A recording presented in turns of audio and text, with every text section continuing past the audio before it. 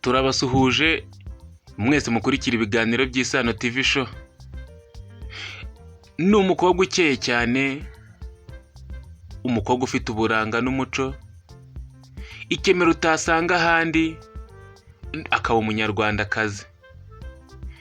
Ni umukobwa w'inzobe, inzobe ikurura benshi, uburanga bukurura benshi. Mwita Umuhoza Emma Pascaline, ukomeje kuvugwa mu rukundo n'umuhanzi Chris Easy.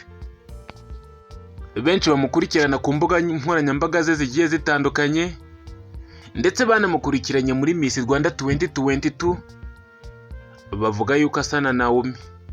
Naomi muramuzi, nawe yagiye yitabira Miss Rwanda.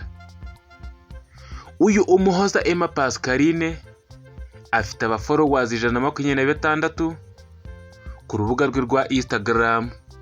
Mbere yuko tuvuga ku rukundo rwa Emma Pascaline na Chris Easy, reka tubanze tuvuga ku buzima bwite bw'Umuhoza Emma Pascaline. Umuhoza Emma Pascaline ni umunyamideli ukomeye cyane, aho yamamariza amakampani agiye atandukanye mu gihugu cy'u Rwanda.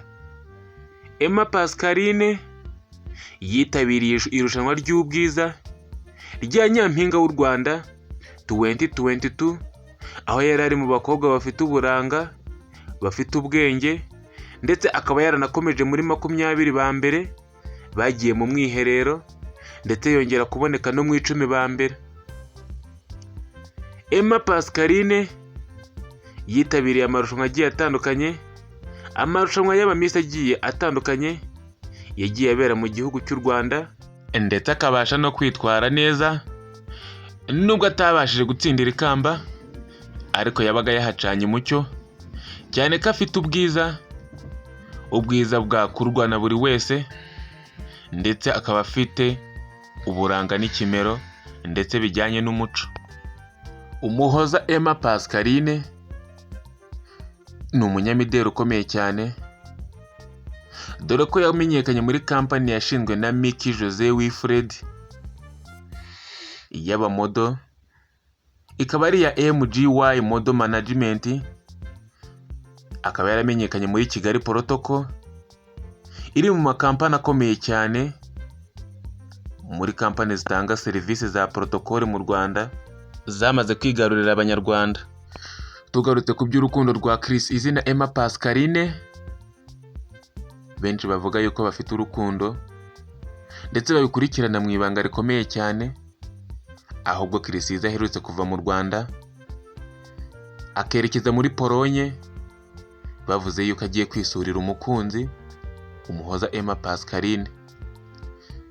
Chris Easy yahagurutse i Kigali cyumweru tariki ya 29 Nzeri 2024, ahaguruka ku mugoroba wo kuwa 4 Ukwakira 2024, mbere yuko yerekeza i Huye mu gitaramo cya MTN Iwacu Muzika Festival kuwa 5 Ukwakira 2024.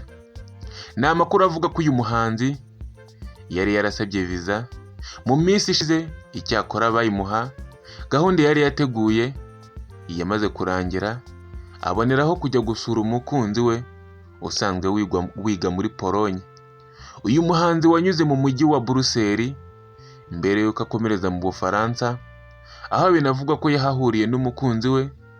Ntago yatinze i Burayi, kuko iminsi yari yahawe iyo kuhagoma itamwemereraga kuhatinda, bikiyongera yuko yari afite igitaramo cya MTN Iwacu Muzika Festival.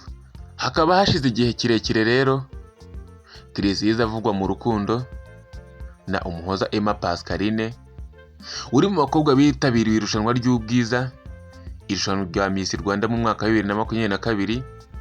Icyakora agahita yihitiramo gukomereza muri Polonye gukurikirana amasomo ye. Umuhoza Emma Pascaline ni umunyarwandakazi ukiri mutoya, ufite imyaka 21 gusa, dore ko yavutse ku itariki 17 Gashyantare mu mwaka wa 2023.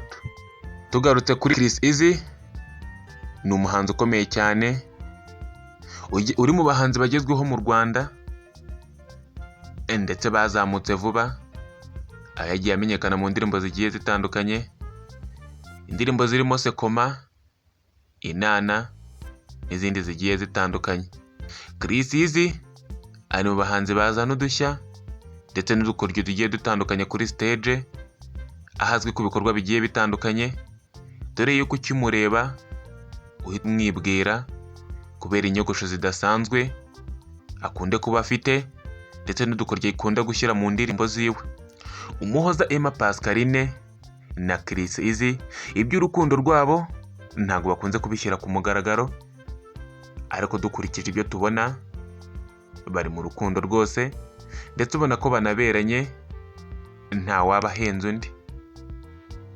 Umuhoza Emma Pascaline asa n'uwihebeye Chris Easy ndetse ntago ari gusa, dore yuko na Chris Easy asa n'uwihebeye Umuhoza Emma Pascaline. Mwakoze kubana natwe, iyi ni Isano TV show, kora subscribe tujye tubana ibiganiro bigiye bitandukanye. Ciao ciao.